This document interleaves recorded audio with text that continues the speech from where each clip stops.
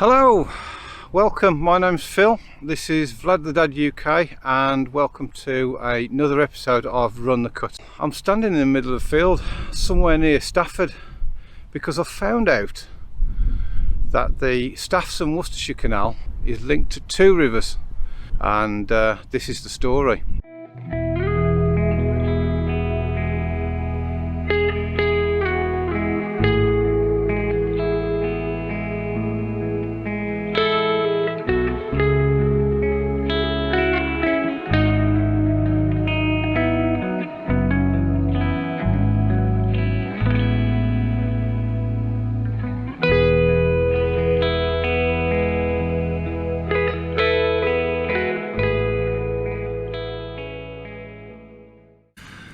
So I'm back at a place called Baswich, and it was the end point to one of my runs in the second video I did.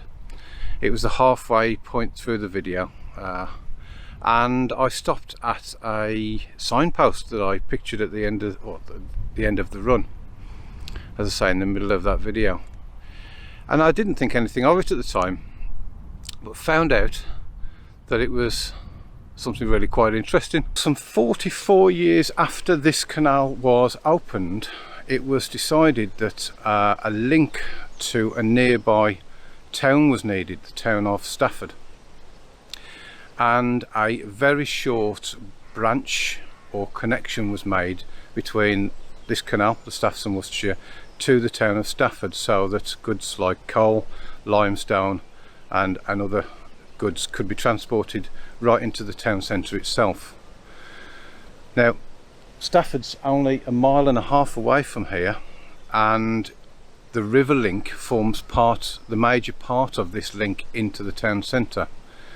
So this lost link is only actually a couple of 100 metres long, and that's what we're going to see shortly. It's packed full of features though in that couple of 100 metres. We've lost a roving bridge, we've lost a basin, we've lost an aqueduct, we've lost a lock, and we've lost a section of canal that joins to the river. So how about we go and explore the route that this canal link and river link took into the centre of Stafford. As I say, it's only a mile and a half, so it should be a relatively easy jog into the town centre itself. It's a lovely morning, so let's do a quick run in and run back.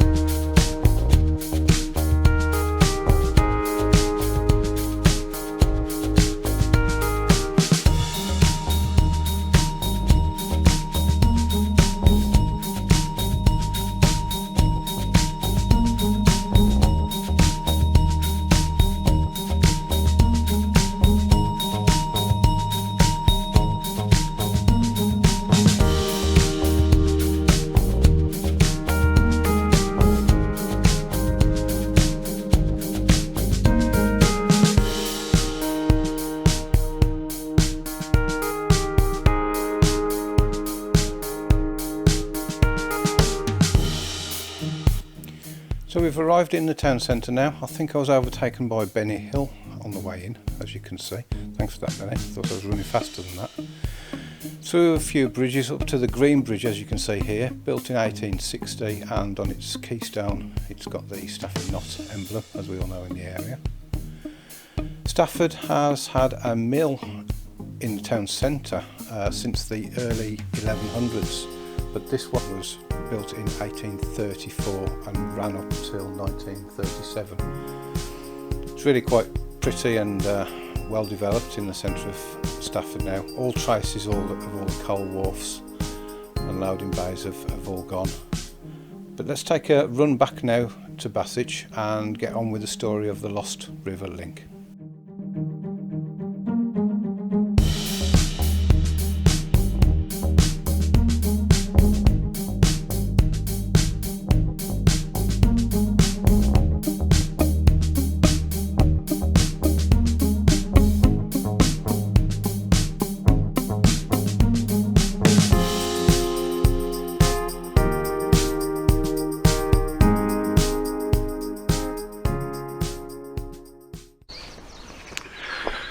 So there we go then, we've come out of Stafford and you've seen a little bit of me, or my trek back, but I've chosen to stop running now because I've got a little overheated.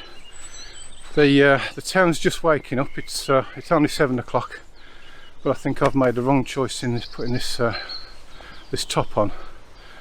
So good opportunity really to get a bit of a slower view of the River Sow and how it winds its way through this floodplain. This is the direction of flow, so any canal boats travelling into Stafford would have been travelling upstream, of course. So if I just quickly turn around now, you can see as it winds its way back to Baswich, to where our lost Riverway link is. But there's one thing that would have been travelling in the opposite direction to Stafford, so something coming out of Stafford, and that was brine. By all accounts there was a source of saline salt water, brine water, found in Stafford. I think 360 feet the well was, and it was a source of water for the salt works. And while I was looking at this lost Riverway link, in the old maps on the corner at Baswich where we started, you can actually see where the salt works used to be on the other side of the canal. And on those same old photos were what was a pipe bridge over the canal, and that's long since gone. But since doing this run, I've started seeing pipes underground. Now I'm only guessing, but they look the same size or diameter as the pipe that went over the canal at Baswich. So there's a good chance that what we're actually seeing there is that pipe. I think I'll show you a few pictures if I've not already done so on the video. So yeah, we're just starting to